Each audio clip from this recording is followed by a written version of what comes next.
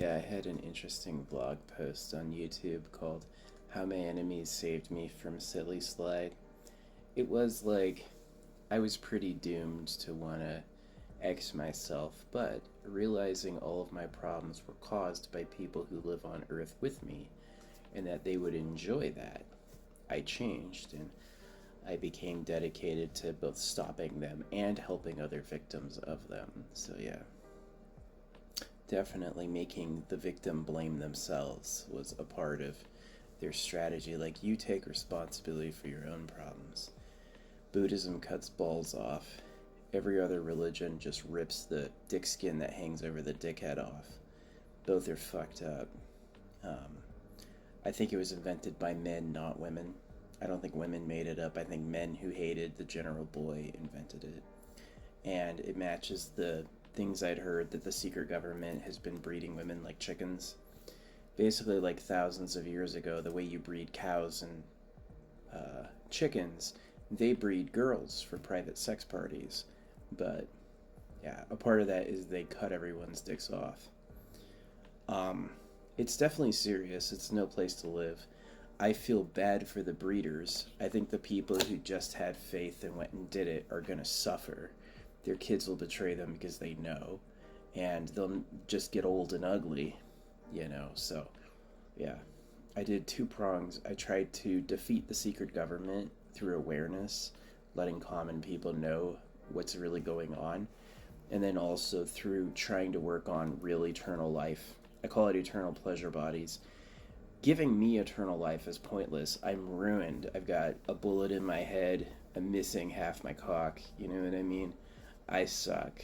Keeping me alive forever would be torture. But you could do it for people who come out, 8 generations from now. So if I'm a leader in astrology and numerology, do I need to figure out eternal life? Nah. I can suggest it's a good idea that people stay young forever.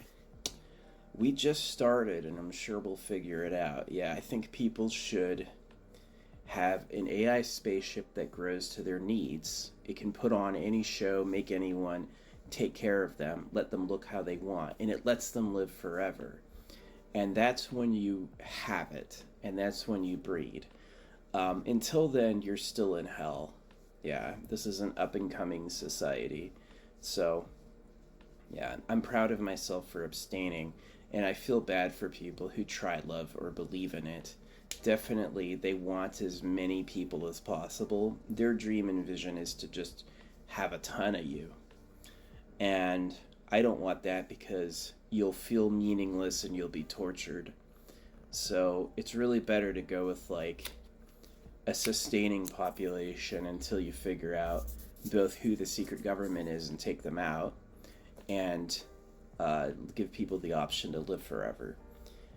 That's way, way, way, way better than trying love.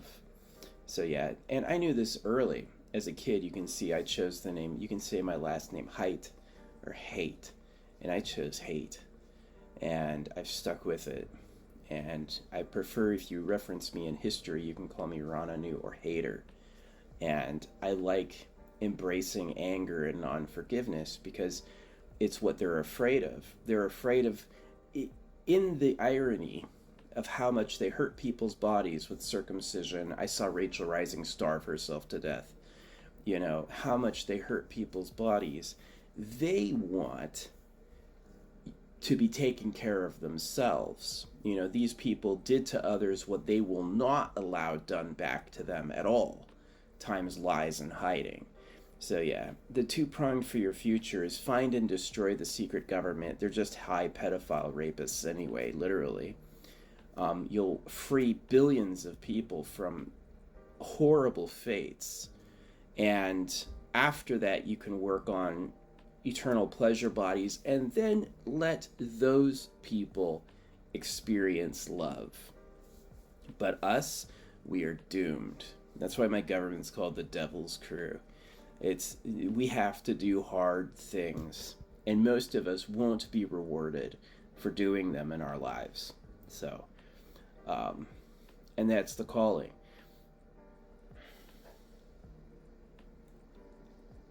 The promises of religions were fruitless, and their treacheries were as deep as they live. So, it's not a coincidence you think the most valuable thing ever are the exports of the mining empire. You know what I mean? That's where you hide things like secret human breeding. Rich slavers can live miles underground. No one else can. A single person can't dig miles of tunnels, and a single person can't have supplies ferried to them in an efficient way, but a slaver can. They don't have to do anything. Hey, you dig it. They have to. Hey, you bring me supplies. They have to. A slaver can live underground. So yeah, I think love is foolish. It shows you don't know who you are, and it's only a feeling you experience intensely because breeding is what you come from. But you should actually look past the sensory exhilaration of sexual unity and work instead on a type of social revolution that gives a future to basically people we aren't. It's too late for me. It'll be too late for most of my audience too, but one day there will be people who don't live in absolute misery. You know what I mean? So yeah.